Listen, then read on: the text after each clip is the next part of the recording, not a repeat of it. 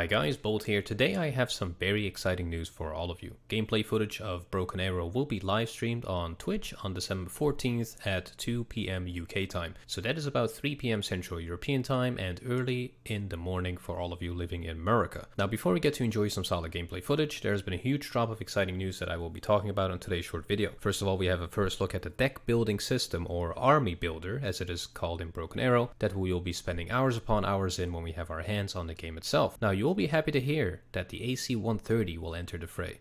So what about the arsenal? Now this is one of the first looks into the army builder and hangar that we have received, and after spending a few minutes on it, I really have a good feeling about how this aspect of the game will turn out. Here we are looking at the hangar of the US forces. On the left hand side of the screen we see all the categories that will make up your army. And yes, you are seeing that right, there is an editor button, and that really makes me wonder what they plan to do with this game in terms of modability. At the top we start with recon, infantry, vehicles, support, logistics, helicopters, and end up with air. In this game a nation will not have 30 different tanks to choose from. Instead, a nation will have their workhorse MBTs with various different versions at its disposal. For example, here we are looking at the M1A1 FEP version. I can't exactly say which exact statistics are altered by this version of the M1A1, so stay tuned for future armory videos when the game is in my hands. Other than the 3 Abrams versions we have here, we also have the M60A3, 3 Bradleys, 4 Strikers, 2 LAVs, 2 Humvees, and 2 armored troop transports to play with, and who knows what kind of modifications the team will add to these vehicles and which vehicles will be added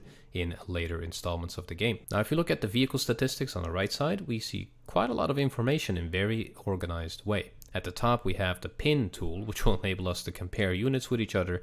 I know this is surely to be game changing, but in all seriousness it is nice to see things in a game that we took for granted in other RTS games that we play. Next up we see the armor values of the vehicle, and interestingly there's 2 armor values for each armor section of the tank.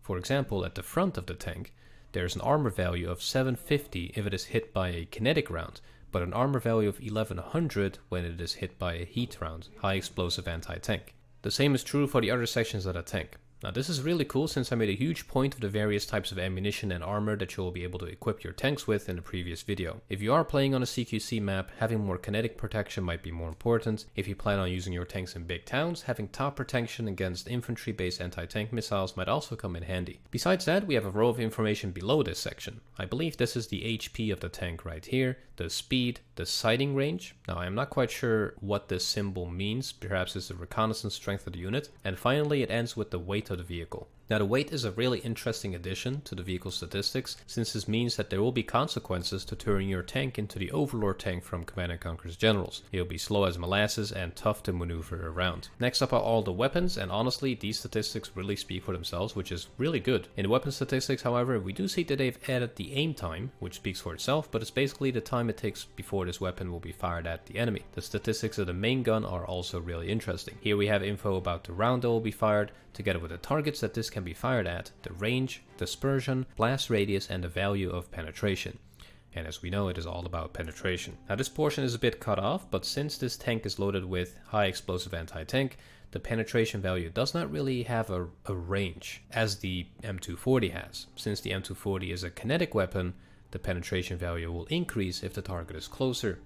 Since it's heat, this stays unchanged, whether the target is inside the barrel or 3 kilometers away. Now another screenshot was shown for the M1288 GMV vehicle in the recon section. And here we are greeted with many units that will be available to us when playing with the US, ranging from Navy SEALs to Ranger teams, and very interesting vehicles that are still a work in progress, such as the M1117 Guardian and M1200 Armored Knight. Now we do however have some familiar units such as the Cavalry Scouts, Bradleys, and Humvees. Now I would love to show the statistics, but unfortunately we don't have a screenshot of this just yet. That was it for this video. If you want to see gameplay footage or just be updated about this game and stay up to date, please do follow me on Twitch and subscribe to this channel, since I plan on covering everything there is to know about Broken Arrow. I'll see you guys back in the next one.